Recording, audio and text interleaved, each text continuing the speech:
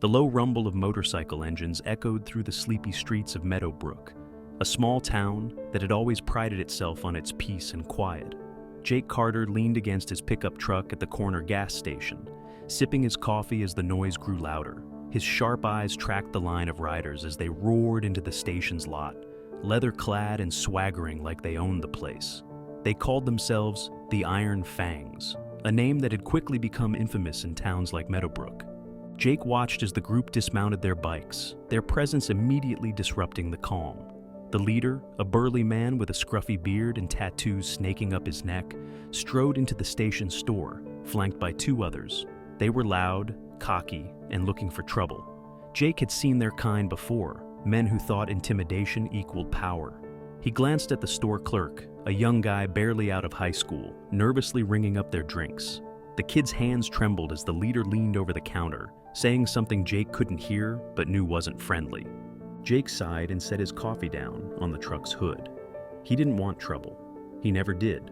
For years, he'd made it a point to avoid situations like this, living his life quietly and keeping to himself. But something about the way the kid's face paled, the way the leader laughed at his discomfort, struck a nerve deep in Jake's gut. Pushing off the truck, Jake strode toward the store, his boots crunching against the gravel. As he stepped through the door, the group turned to look at him, their faces a mix of annoyance and curiosity. "Something funny?" Jake asked, his voice calm but firm. He locked eyes with the leader, who smirked and stepped closer. "Mind your business, old man," the leader said, his tone mocking. Jake didn't flinch. "This is my business. You're upsetting the kid." The leader's smirk faltered for a moment before he chuckled. "You've got guts, I'll give you that." He leaned in closer, his voice lowering to a growl. "But guts won't stop us." Jake didn't blink. "Maybe not, but I will." The laughter followed Jake as he left the store, echoing like a taunt in his ears. He didn't turn back, didn't react to the biker leader's crude parting comment. Years of training had taught him that barking dogs often bite the least. But as he got into his truck and drove away, he couldn't shake the feeling that this wasn't over. The next day, Jake found the first sign of trouble. A deep scratch ran along the driver's side door of his truck, fresh and jagged. It wasn't the kind of accidental ding you'd get from a careless shopper in a parking lot. No, this was deliberate, a message. Jake stood there for a moment, his jaw tightening as he traced the scratch with his fingers. He didn't need to guess who'd done it. The Iron Fangs were making their presence known. By the end of the week, their antics had escalated. Neighbors whispered about their cars being broken into, garden tools stolen, and graffiti scrawled on fences. The once quiet streets of Meadowbrook now felt heavy with tension. Jake heard stories of the bikers lingering near the schoolyard, their loud motorcycles scaring the kids, and a retired teacher down the block who found her trash cans set on fire. But when it came to calling the authorities, no one seemed willing. Most of the town saw no point. Small-town police weren't exactly equipped to deal with a gang like the Iron Fangs. Jake kept to himself, monitoring the situation from his small home at the edge of town. The scratch on his truck was a reminder that they already had their sights on him. As much as he wanted to let it go, he couldn't ignore what was happening around him. Every time he passed the gas station or the school, every time he saw his neighbors avoiding eye contact, he felt the weight of their unspoken fears, and the unshakable feeling that it was all building towards something. One evening, Jake's suspicions were confirmed.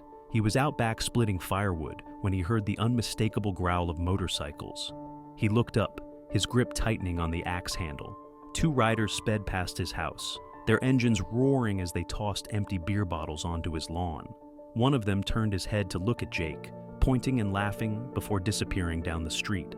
Jake exhaled slowly, forcing himself to set the axe down instead of letting his anger take over. Later that night, as Jake sat on his porch with a cold beer, his thoughts drifted back to his time in the military. He'd been good at his job, damn good. Years of special forces training had taught him to handle the toughest situations, to stay calm under pressure, but those days were behind him, or so he thought. He'd chosen this quiet life for a reason, to leave the violence and chaos behind. And yet, it seemed to have found him anyway. The final straw came the next morning. Jake walked out to find his mailbox smashed to pieces. A crude drawing of a skull spray-painted on his garage door. The message was clear.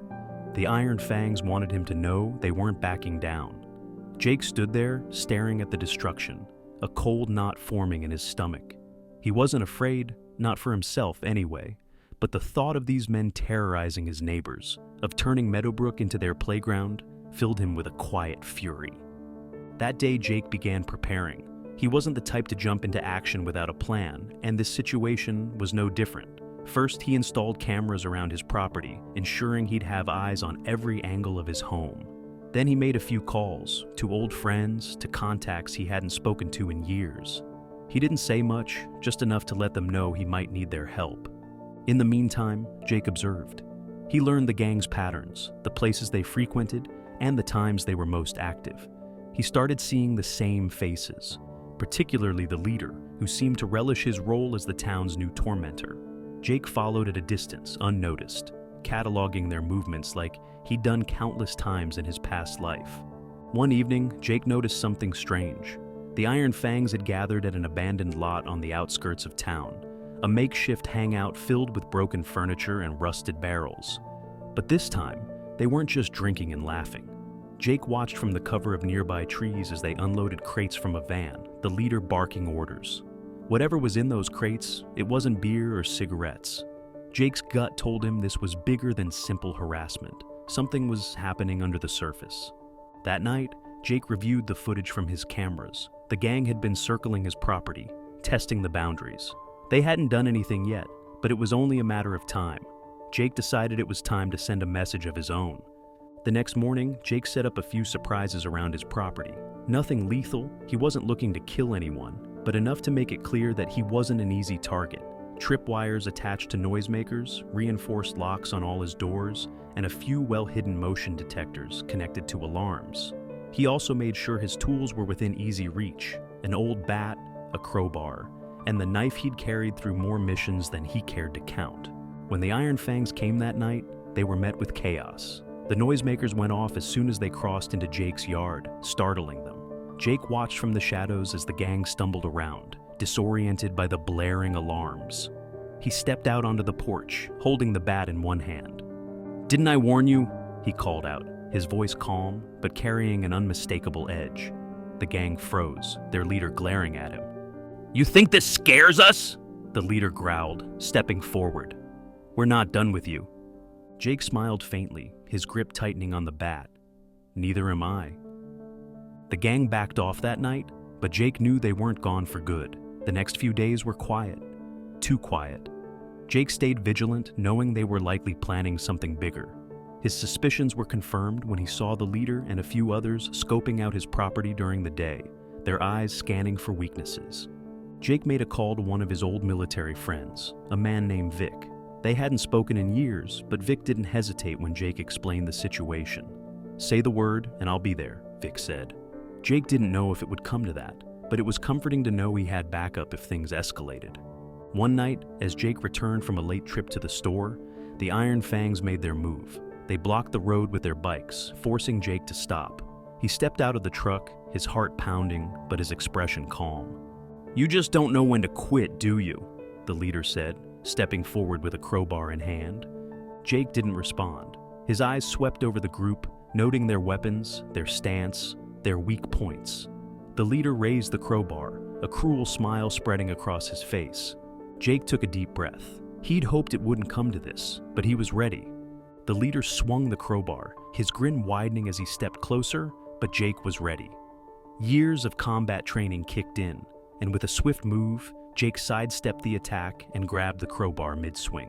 Using the momentum against him, Jake yanked it free from the leader's grip, sending him stumbling backward. The other gang members froze for a moment, surprised by Jake's speed and precision, but quickly regrouped, weapons raised. "Last warning," Jake said, his voice calm but deadly serious. "Walk away." They didn't. The next few minutes were a blur of movement. Jake fought like a man who had nothing to lose but everything to protect. One by one, he disarmed the gang, using their own weapons and momentum against them. His punches were swift and deliberate, each one calculated to disable without causing permanent harm. The bikers, so used to bullying their way through life, quickly realized they were outmatched. The leader, now on the ground clutching his ribs, glared up at Jake. "You're insane," he spat. "You think you've won? We'll be back." Jake crouched down, meeting the man's defiant glare with one of his own. "No, you won't," he said coldly, "because next time, I won't hold back." He stepped back, letting the gang scramble to their feet. One by one, they limped to their bikes, muttering curses under their breath. Jake stood his ground, watching as they rode off into the night, their roars fading into silence. The following morning, the town was buzzing. Word had spread about what Jake had done, and his neighbors began showing up at his door, thanking him for standing up to the gang. For the first time in weeks, the streets felt safe again. Jake, however, felt no need for praise. He sat on his porch that evening, watching the sunset with a quiet satisfaction. He hadn't wanted to fight, but he'd done what was necessary.